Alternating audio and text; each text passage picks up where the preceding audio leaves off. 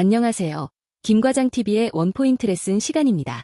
여러분, 지난 50년 넘게 반도체 산업은 숨가쁘게 발전해 왔습니다. 1965년 고든 무어가 처음 예측한 이후로 우리는 더 작게, 더 많이를 외치며 달려왔죠. 하지만 이제 우리는 원자 단위라는 거대한 벽에 직면해 있습니다. 과연 물리학은 우리에게 어디까지 발전을 허락할까요? 무어의 법칙, 그 끝은 어디인지 이번 시간에 자세히 살펴보겠습니다. 먼저 무어의 법칙이 정확히 무엇인지 짚고 넘어가죠. 간단히 말해 마이크로칩에 들어가는 부품 수가 약 2년마다 2배씩 늘어난다는 경험칙입니다. 인텔 같은 기업들은 이 법칙을 마치 지도처럼 따라오며 10마이크로미터였던 공정을 지금의 수 나노미터 단위까지 축소해왔습니다. 가격은 그대로인데 성능은 2배가 되는 마법, 그것이 지난 50년 반도체 혁신의 핵심이었습니다. 그런데 우리가 마주한 첫 번째 벽은 바로 크기 그 자체입니다. 반도체의 주재료인 실리콘 원자 사이의 거리, 즉 격자 상수는 약 5.43옹스트롬, 0.543 나노미터입니다. 원자 하나로는 소자를 만들 수 없겠죠? 동작을 위한 최소 단위인 단위 격자를 고려하면 적어도 10개 정도의 원자가 필요합니다. 결국 기하학적으로 볼 때 약 5나노미터 수준이 우리가 패터닝할 수 있는 물리적 한계점이 될 수 있다는 뜻입니다. 과거에는 데너드의 법칙이라는 든든한 아군이 있었습니다. 소자가 작아져도 전력 밀도를 일정하게 유지하면서 성능을 높일 수 있다는 원리였죠. 하지만 0.1 마이크로미터, 즉 100 나노미터 이하로 내려가면서 이 법칙은 깨지기 시작했습니다. 소자를 작게 만들어도 예전만큼 전력 효율이 나오지 않게 된 것이죠. 왜 법칙이 깨졌을까요? 바로 양자 터널링 때문입니다. 전자가 새나가지 않게 막아주는 게이트 산화막이 약 1.2 나노미터 이하로 얇아지면 이제 고전 물리학이 통하지 않습니다. 전자가 절연체를 유령처럼 그냥 뚫고 지나가 버리는 거죠. 이렇게 되면 스위치를 분명히 껐는데도 전류가 흐르는 누설 전류가 발생해 소자가 제 기능을 잃게 됩니다. 두 번째 문제는 바로 열입니다. 트랜지스터를 작게 만들어도 동작 전압을 무한정 낮출 수는 없습니다. 열 에너지의 물리적 한계 때문이죠. 결과적으로 좁은 공간에 열이 빽빽하게 모이면서 전력 밀도가 급상승합니다. 오죽하면 칩 표면의 온도가 태양 표면과 비교될 정도로 치솟는다는 말이 나올 정도죠. 게다가 소스와 드레인이 너무 가까워져 게이트가 통제력을 잃는 단채널 효과까지 우리를 괴롭힙니다.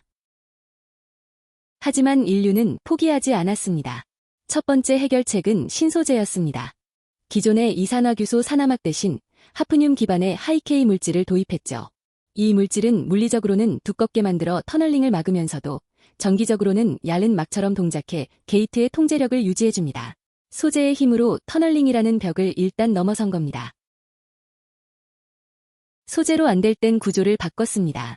바로 핀패드의 등장입니다. 평면 2D 구조에서는 게이트가 채널의 한 면만 통제했지만 핀패드는 채널을 상어 지느러미처럼 세우고 게이트가 3면을 감싸버립니다. 이렇게 하니 채널을 움켜쥐는 힘이 훨씬 강해져서 누설 전류는 잡고 성능은 획기적으로 높일 수 있게 되었습니다. 공간이 부족하면 위로 쌓으면 된다는 생각, 3D 낸드 기술이 그 답이었습니다.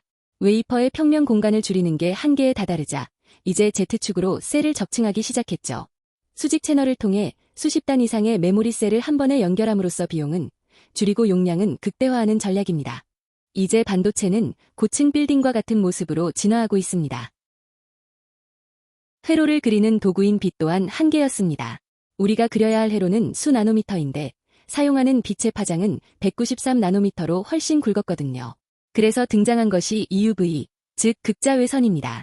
13.5 나노미터라는 극도로 짧은 파장을 사용해 미세 패턴을 구현하는 거죠.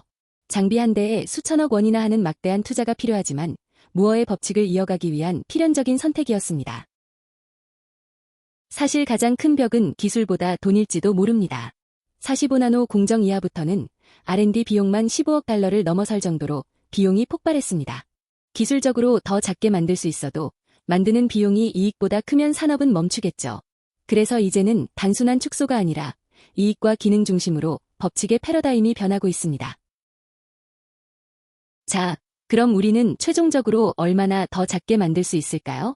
실리콘 격자의 절대적 한계는 0.5 나노미터 정도입니다. 하지만 양자 효과와 제어 문제를 고려한 기능적 한계는 1나노에서 3나노 사이로 보고 있죠.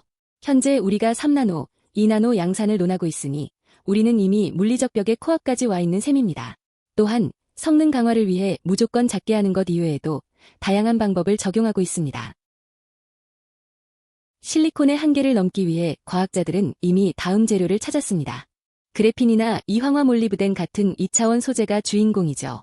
이 소재들은 원자 한 층 두께에서도 반도체 성질을 유지하고 전자의 이동 속도도 실리콘보다 훨씬 빠릅니다. 마치 레고 블록처럼 원자층을 하나하나 쌓아 만드는 새로운 소자의 시대가 다가오고 있습니다. 결론입니다. 무어의 법칙은 끝나는 것이 아니라 진화하고 있습니다. 단순히 크기를 줄이는 것을 넘어 3D 패키징이나 새로운 설계를 통해 가치를 창출하는 된 무어의 시대로 넘어가고 있는 거죠. 물리적 한계는 끝이 아니라 혁신의 방향을 바꾸라는 신호탄일 뿐입니다. 시청해주셔서 감사합니다. 지금까지 김과장TV였습니다.